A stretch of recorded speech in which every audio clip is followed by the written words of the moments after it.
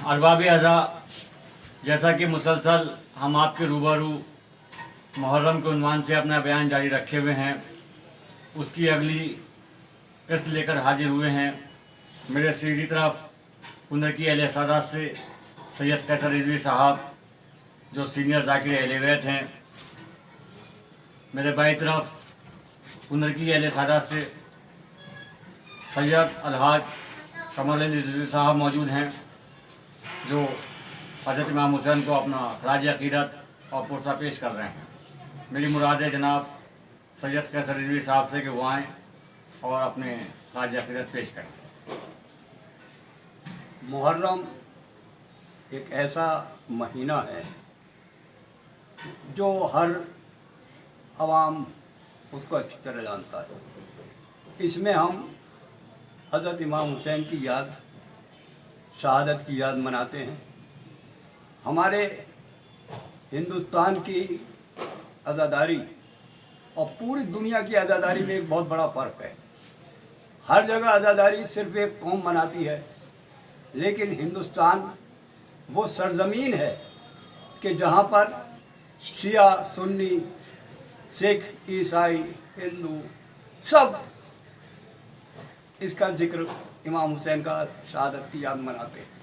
और इसकी वजह यह है कि इमाम हुसैन ने ख़ुद ये कहा था कि यजीदी फ़ौज से कि मुझे हिंदुस्तान जाने दो। हालांकि उस वक्त कोई मुसलमान यहाँ नहीं था, लेकिन इमाम हुसैन जानते थे कि सरज़मीन हिंदुस्तान वो ज़मीन है जहाँ से वफा की खुशबू आती है। वाह वाह वाह। हम आज 1442 में ये वाक़या सन 680 में हुआ है और आज यहाँ पर हम इमाम हुसैन की याद ताज़ा कर रहे हैं। आज़ादारी मातम करना नहीं है, आज़ादारी नोहा पढ़ना नहीं है, आज़ादारी मरसिया पढ़ना नहीं है, बल्कि आज़ादारी जुल्म के ख़िलाफ़ आवाज़ उठाने को आज़ादारी कहते हैं। सन 680 में यजीद ने जुल्म किया, उस जुल्म को हर साल हम यहाँ दोहराते हैं। यही आज़ादारी है। हमारा हर वो अमल जिससे शहीदान करबला की याद ताज़ा होती हो वो आज़ादारी है। हमारी हर वो बात जिससे शहीदान करबला की याद ताज़ा होती हो वही इबादत है। क्योंकि ये ज़िक्र वो है जो अब से है और हमेशा रहेगा। हिंदुस्तान एक वो सरज़मीन है जहाँ पे धर्मों का, समुदायों का, वर्गों का एक गुलदस्ता है। उसी गुलदस्ते में इमाम हुसैन वो फूल है जिसकी खुशबू चारों तरफ फैल रही है। वाह वाह। इसीलिए किसी शायर ने कहा कि इंसान को बेदार तो हो लेने दो, हर कौम पुकारेगी हमारे हुसैन। आज वो इंसान जिसमें इंसानियत बेदार है, चाहे वो शिया है, चाहे वो सुन्नी है, चाहे वो हिंदू है, चाहे वो ईसाई है, चाहे वो जैन है, चाहे वो बुद्ध है, जिसमें भी इंसानियत बेदार है वो हुसैन को अपना मानता है। यही वजह है कि महात्मा गांधी ने जब हिंदुस्तान में अंग्रेज़ों के ख़िलाफ़ एक आंदोलन शुरू किया तो वो सिर्फ 72 आदमी लेकर उस आंदोलन की शुरुआत करी। और जब महात्मा गांधी से मालूम किया कि ये आप 72 आदमी क्यों लेकर आए हैं, तो उसका एक ही जवाब था कि मैंने करबला का वाक़या पढ़ा है। ये 72 की तादाद वो है जिसने करबला में लाखों की फ़ौज को हरा दिया था। इसलिए मैं 72 को लेकर चल रहा हूँ। आज हम सिर्फ अपने हुसैनी मन से तमाम दुनिया को एक ही पैगाम देना चाहते हैं कि हुसैन ने इंसानियत के लिए जान दी है।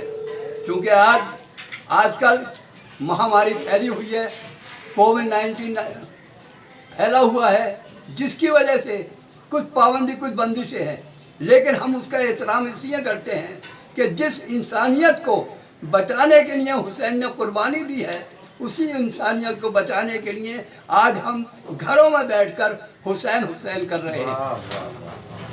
मैं इसी के साथ अपनी बात खत्म करता हूँ। ये थे जनाब कैसर रिजवी साहब जो अपनी खराज अक़ीदत पेश कर रहे थे। अब मैं आपके रूबरू पेश कर रहा हूँ अलहाज सैयद कमर अली रिजवी साहब। अस्सलाम वालेकुम।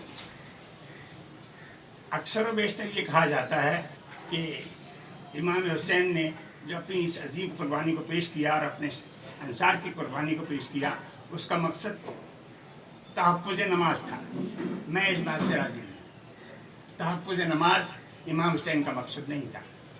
उसकी वजह यह है कि जब इधर भी नमाज़ें हो रही थी, उधर भी नमाज़ें हो रही थी, वो भी नमाज़ें पढ़ रहे थे, ये भी नमाज़ें पढ़ रहे थे। इनको कत्ल करने के बाद नारे तकबीर की आवाज़ें बुलंदी हो रही थी उनकी तरफ से, दुश्मनों की तरफ से हैं। तो फिर सवाल ये उठता है कि किस चीज़ की वजह से इमाम हुसैन अलैहिस्सलाम ने ये कुर्बानी दी।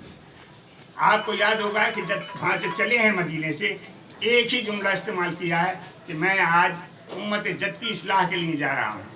अब ये इस्लाह का मकसद ऐसा था कि वो इस्लाह क्या थी, सिर्फ सारी चीज़ें एक सी थी इधर के मुसलमानों में और उधर के मुसलमानों में। सिर्फ एक मसला वो था कि जो विलायत का मसला था, उस विलायत को एक इधर का इमाम हुसैन का जो मौक़िफ़ था वो दूसरा था और उन लोगों का मौक़िफ़ दूसरा था।